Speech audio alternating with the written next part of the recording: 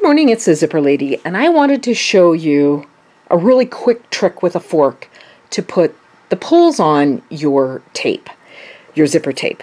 And I stock 91 different types and colors of zipper by the yard, which means that every time you get ready to do a project, you've got to put a pull on it. So I use the 3-tined fork. It's just my preference because most of the heads fit in between the 3 tines and I don't have to mess with it. If you have a 4-tine fork, you just need to squeeze your tines just a little tiny bit to adjust for the size. But personally, this is my last salad fork, and you can get them at Salvation Army, but it's a 1970s fork. The other thing I use is a clamp. I have the clamp that I normally use on my table, and then I have what I call my baby clamp, which is a 4-incher. So this is a 6, this is a 4. I use the 4 for my invisible zipper pulls. So let's go through the pulls so you can kind of get an idea that they all do look the same. So this is a number 15 molded. This is a number 5 molded. This is a number 10 coil.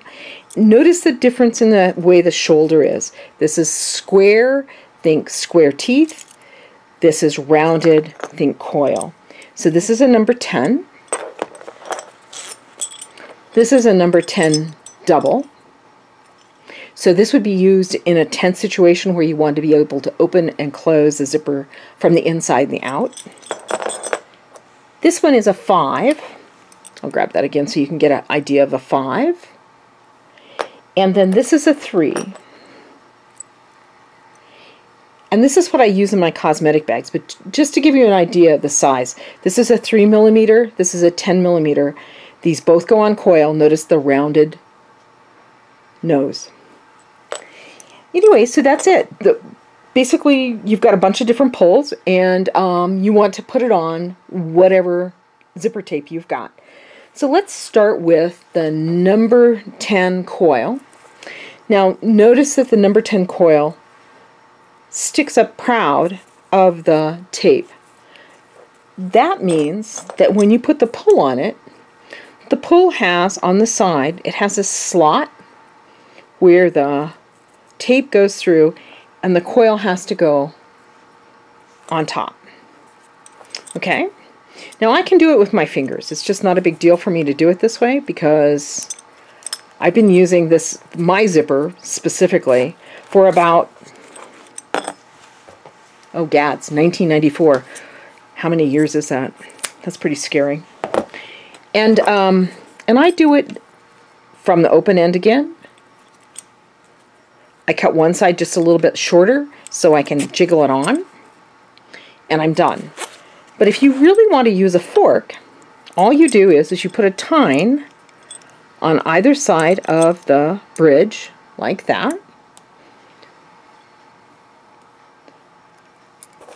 Let me get some of this stuff out of the way. And that becomes your third hand. And then you can clamp this, or if you have a tummy like mine, you just kind of push it against your tummy. And then you just jiggle it on, just like that. You can see that it was on and it's pretty even. This is the back of the head. Now then, if you were going to put the double head on, you can do it either way. So I'm going to put it on with the slot towards me, which means that my tape is upside down, because it has to fit into that groove. And then you just jiggle it on.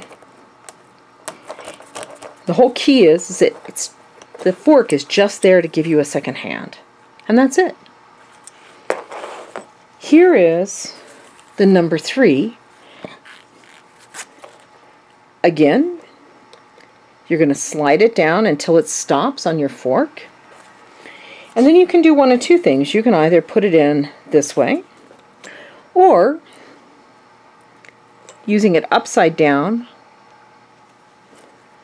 then your tape needs to be upside down, and you just jiggle it into those slots.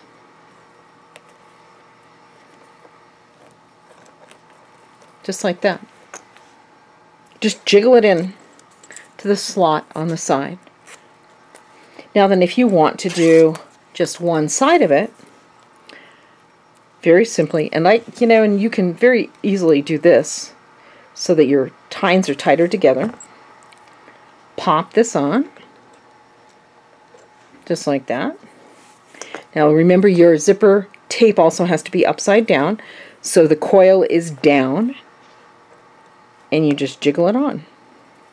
And as it goes, it'll slide down in your tines. You just follow it down. It's no big deal.